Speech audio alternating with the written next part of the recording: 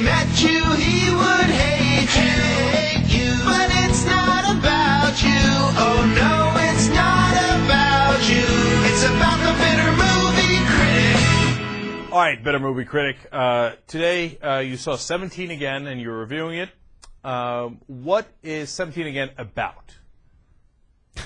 You're asking me questions and I'm answering them? That's Go. how we do the review? Yeah. It's about a man who fell through some time warp and went back to high school to correct some things from his past. Okay, that sounds like a fun premise. I like it a lot. In fact, I often think about this, Dave. I daydream about it. If I went back to being like 17 or 16 or 15, how would it go for me? And I think, man, I would try to hit everything that walks, but now I know how to do it. I know how to do it. We go back and we get late for real this time. So is that what happens in this movie? No. First of all, this movie stars Zac Efron, the whole High School Musical dude. So I had to drag myself to see possibly the stupidest movie of the year. What I expected to be the stupidest movie of the year. Uh-huh. And something strange happened between the beginning and the end. I actually kind of somewhat a little tiny bit liked it. Really? Uh-oh, wait a minute. However, when you break it down, all right, it's full. It's got silly stupidity nonstop from nearly the beginning to nearly the end. All right, that's the Bitter Movie Critic I know and love. So, like, it's not a good movie, and they didn't pull it off that great. All right, so this kid is in high school, and he blows a chance to get a college scholarship as a basketball player because he gets his girlfriend pregnant. Oh, so this is the Levi Johnson story. Yeah, and many other stories. I mean... Okay. And so then the movie flashes forward to when he's a 38-year-old with two kids, and he ends up divorcing the woman, the girlfriend who he got pregnant Oh, with later. no, married. tragedy strikes. Okay. And then, and that's Matthew Perry at that age. And then he, on a cold, stormy night, just like in It's a Wonderful Life, he runs into some angel who's about to jump into the river, and he goes to help him, and he falls in, and when he lands, he goes through some swirling thing, and he ends up being back in Zac Efron's body. Okay, so he's back in 1989. 1989. That's when he was a high school senior, 1989. Okay. And yes, your fantasy is you go back to high school and you just mow the chicks down. The problem is this jackass ended up going back to high school, the same high school at the same time that his two kids were attending.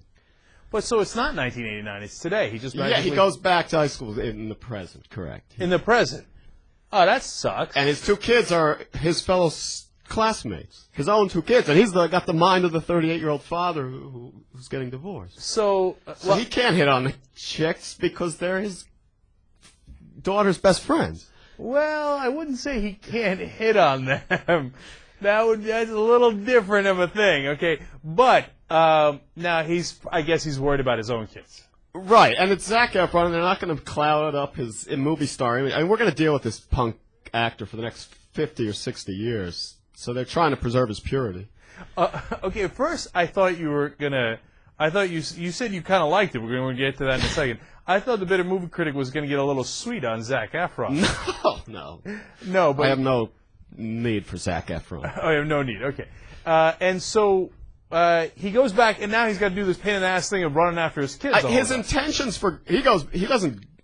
Well, he fell into the time warp by accident because of his messed up head, and that's why he became 17. It's unclear what his intentions are when he goes back to high school, other than to fix his life. I guess get back on the basketball team, get that college scholarship, and go to college, because he's been bitter at it, and bitter at his wife for preventing him from going. And it turns out he knocks up some other chick. No? But it doesn't make sense, first of all, because he's got the mind of 38-year-old Matthew Perry. So what is he trying to do? They didn't pull that off very well. And he goes and he sees that his daughter is going out with the biggest jerk in the school who's always sticking his tongue down her throat. And his son is the punching bag, and he gets wrapped up in tape into the high school bathroom. And so all of a sudden he's not hitting on chicks. He wants to protect his own kids because he's still the father. Right. So the movie's about that. It's the most age demographically calculated script I've ever seen. It appeals to the high school teeny bopper types. It appeals to people who have kids who are in their late 30s, early 40s, and maybe even into the 50s, because they have parents who have kids in high school would tend to be a little older than this guy. Right. All right. So the movie's just trying to appeal to everyone. But somehow, in the midst of all that, so far you've said nothing positive about it, but apparently you liked it a little bit. That's the part I'm curious about. There's one other bad thing. The character development was horrendous. These characters would have these major transformations based on nothing. It's the worst storytelling. So what the hell did you like? But it was kind of fun to see this dad back in high school trying to protect his kids. And it was sweet the way he ended up, and this is the really dumb part of the movie, being a high school 17-year-old senior, recording his 37-year-old ex-wife, which was totally creepy. Oh, so he starts trying to get with the 37-year-old? He starts trying to get with his wife. All right, I'm going to save the ending for those people who want to watch it as to whether he turns back into a 37-year-old. I have a guess. I haven't seen the movie. I have a guess. But to save it for the people at home, we don't want to give the movie away. But he starts hitting on this, and then the wife is like, hey, 17-year-old, calm down. Yeah, get away. Right, but remember, this day and age, the older women are hitting the younger guys left and right. Yeah, they allude to that in the movie. But, No. but she doesn't go for that. Yeah, well, whatever. We're supposed to not to give it away. Well, too late.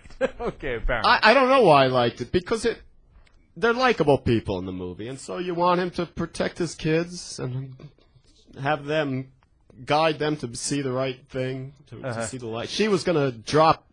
She got admitted to a good college, but she didn't want to go there because she wanted to stay close to home to be with the jerk. And, he guides her through that. All right. It is a rousing endorsement of 17 again. I've never seen a movie so criticized, but you kind of like it for reasons you can't quite identify. Yeah, you can't quite identify. You want him to succeed. You want this guy to fix what he did wrong in high school. All right, they sucked you into the movie. All right. They sucked me in a little bit. A little bit. All right, so 5 lemons is the worst you're the most bitter about it. 0 lemons is nothing to be bitter about. You love it. How many lemons does 17 get? It can't get less than 3 lemons. Because I liked it a little, I have to give it 3 lemons. By the way, he removes whether he likes the movie or he doesn't. He's bitter about everything, even if he likes the movie. And then at the end, magically everybody gets 3 lemons. So this is yet another Just 3 lately. Lately. But right. I should revise that Observe and Report. That was a crappy movie. Should have got 4 lemons. Okay, so Observe and Report, we're coming back and downgrading you to 4 lemons to put 17 again above you. Yes. What happened now, Seth Rogen?